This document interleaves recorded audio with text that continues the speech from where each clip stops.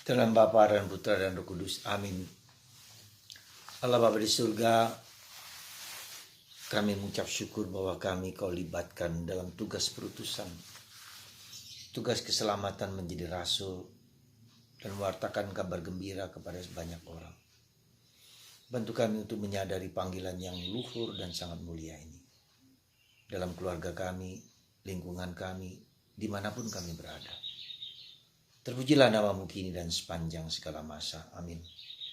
Para saudara, Yesus hanya memilih 12 rasul untuk menjadi penerus tugas perutusan keselamatan kepada semua bangsa. Tuhan memilih dari ribuan orang yang mengikuti dia 12 rasul seperti 12 suku Israel.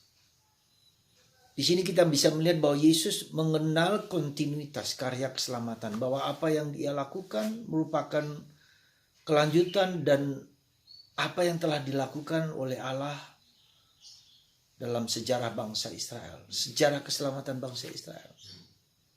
Dengan memilih 12 rasul seperti 12 suku Israel, Tuhan mau melanjutkan tugas itu. Beliaulah menjadi pemenuhan segala itu.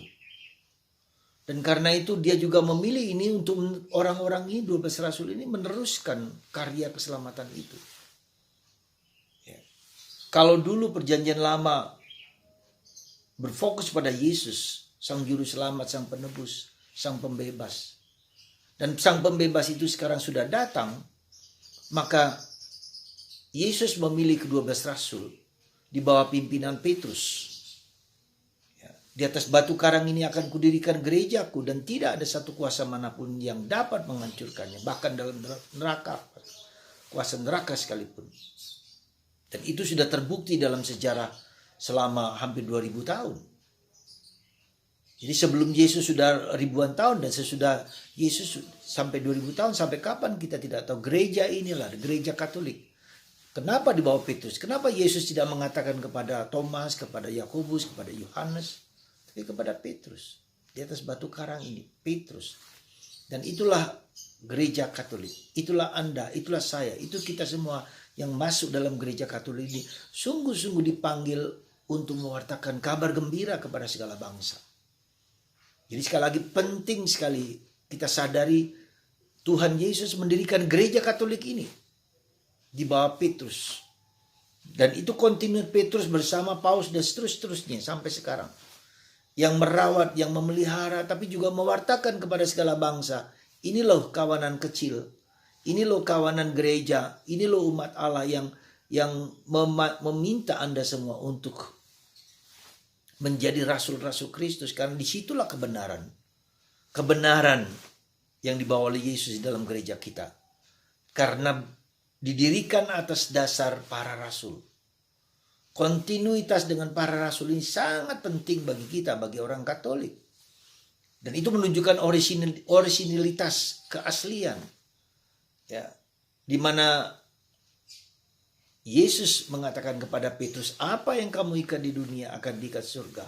Apa yang kamu lepaskan di dunia akan kamu lepaskan di surga. Petrus sebagai roh, batu karang. Petrus sebagai tahta, ya, tahtanya, tahta Allah. Petrus memegang kunci kerajaan surga.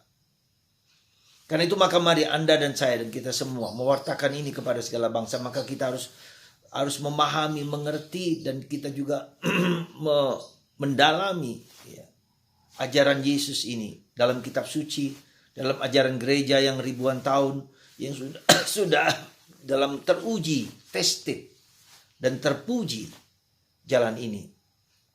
Maka yakinlah, bawalah Kristus, bawalah gereja sebagai tangan kanan Yesus untuk meneruskan kerajaan surga. Dan untuk itu dibutuhkan apa yang kita melihat. Yesus memberikan authority kepada para rasul untuk mengusir setan, untuk menyembuhkan orang sakit. Ya, ini kuasa yang Tuhan berikan kepada kita, orang yang berani, mau, rela mewartakan kabar gembira, menyembuhkan orang sakit, mengusir setan. Asalkan kita berani melepaskan segala ketergantungan kita kepada pada benda-benda rohani, pada benda-benda, pada barang, pada uang, pada harta, pada kekuasaan. Hanya bersandar pada Yesus. Semoga hari ini lewat contoh Santo Vincentius A. Paulo yang menjadi milik Tuhan, tapi juga milik orang miskin. Keyakinan dia sebagai milik orang miskin dan dia melayani dengan sangat luar biasa untuk membantu orang miskin. Dan sekarang banyak orang miskin, bukan hanya miskin secara fisik, tapi miskin secara rohani, miskin secara perspektif, miskin kurang pengertian yang benar tentang keselamatan. Semoga Anda dan saya dan kita semua berani mengakui Yesus sebagai juru selamat dan mewartakan itu kepada segala bangsa. Tugas Anda, tugas saya, seperti Vincentius A. Paulo. Semoga muncul orang-orang yang kuat hebat seperti Vincentius A. Paulo yang ditunjukkan oleh Bunda Teresa dari Kalkuta. Dan semakin banyak orang yang juga terlibat, yang tanpa diketahui dimanapun, mewartakan dan memberikan diri untuk pelayanan orang-orang kecil. Saya menemukan seorang Karmelit Awam di Jakarta yang mendirikan panti asuhan, yang mendirikan panti jompo. Hanya karena bantuan orang lain, hanya karena percaya kepada Tuhan, tidak kepada yang lain. Dan dia bisa, Tuhan memungkinkan itu terjadi kalau totalitas percaya kepada Tuhan. Tuhan memberkati Anda, memberkati kita semua. Dalam nama Bapa, Putra dan Roh Kudus, Bapa, Putra dan Kudus. Amin.